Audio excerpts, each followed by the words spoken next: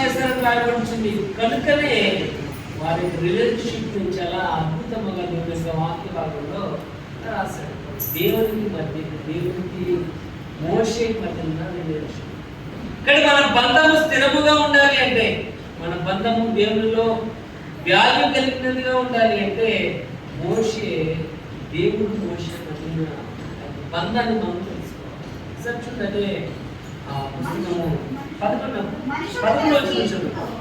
తన స్నేహితులతో మాట్లాడుతుంది. మనం చాలా మంది ఫ్రెండ్స్ ఉంటారు. ఎలా మాట్లాడతాం? మన ఫ్రెండ్ దగ్గర మనం ఎలా మాట్లాడతాం అమ్మ ఎలా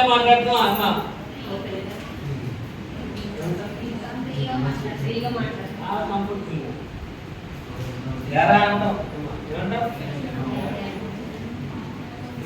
మన ఫ్రెండ్ అవసరమైతే ఆయన కొడతా అమ్మ కొడతా, మనం సంతోషపడుతూ వాడు బాధపడినా వాడిని బాధపడేది, వాడి మీద ఆనుకు భుజమే చేయేసు. ఎంత కంఫర్టబుల్గా అంటే కంఫర్టబుల్ ఎక్కడ కూడా చాలా కంఫర్టబుల్. మన పర్సనల్ విషయాలు మన